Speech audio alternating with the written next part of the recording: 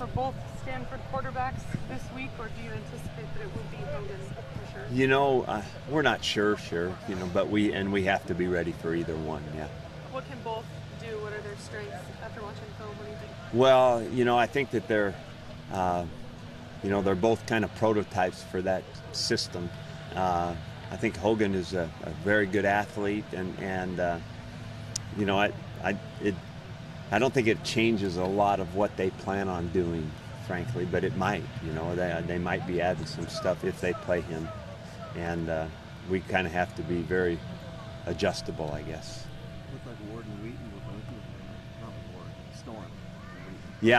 Yeah, I think Storm looked good, and I thought early on Jordan Poyer looked good, so we'll have to monitor those guys day to day.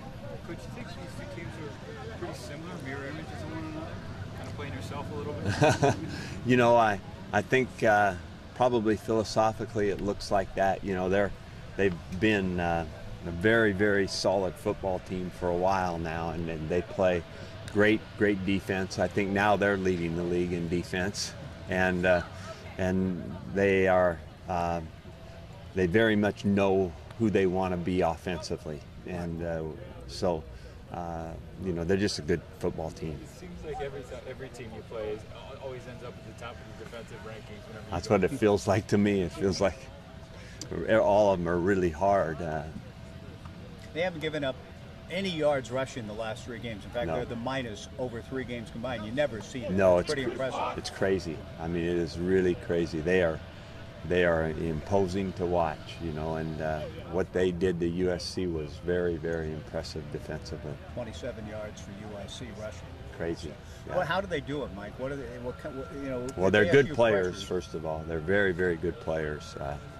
Talented. They know what they're doing. They're well coached, and then they have a nice variety of blitzes, and you know, so you see quite a bit of stuff along with the talent, and that's probably what it is. Coach, the running backs in depth, I mean, it's something that's been touched on throughout the year, but finally showing that in a big way through Toronto on Saturday. Proud of that. You know, I think that's another good example of what has to happen if you're going to win. You know, if somebody's down, somebody's got to step in, and we had that in a big way with the running back last week, and we had it in a big way on defense without Jordan Poyer, and punt returns without Jordan Poyer, and downing punts without Jordan Poyer. You know, so I thought there had to be quite a few guys step up, and that's really, really good to see. When you get through that, and you get the guys back, then your team is strengthened from that happening. Does it give you even more? I know you see them in practice, so you're aware of what they can do, but when they can show that, take it from here to the game, give you even more confidence in their ability? Yeah, you know, I think that you know, you feel like you have some knowledgeable assumptions about what guys are going to do and what they're going to be like. You know, watching them practice, I think you get a pretty good idea. But you know, this thing for all of us in it, it's about the game, and being able to go in the games and be productive and do your job, and not, you know, have the games be too big for you. You know, go out there and perform. What are your thoughts about your team's ability to win that game Saturday, given the somewhat disastrous nature of the start? I mean, you haven't had a lot of games like that where you're able to recover from that kind of stuff. I'm besides winning, I'm most proud of that. You know, I think there was a ton of adversity that really could have mentally set our team back, and I think that a couple.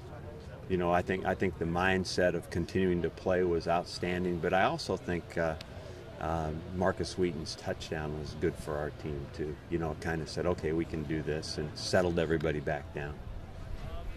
Teron Ward's help too. That's a 53-yard pop that also kind of lifted everybody again when you needed it. You know, when you're playing a defense like that, and you have to be multi-dimensional, and to have a run pop like that and get a big touchdown out of it, along with a couple of big plays. The big difference in that last game, and it can be a formula for every game, is that I think their longest run was a 26-yard run by their quarterback on a scramble, and their longest pass was 21 yards. You know, and we had what, a 50-plus yard run, a 35-yard run, a 50-yard pass, a 49-yard pass, a 36-yard pass. So we had many more big plays than they did.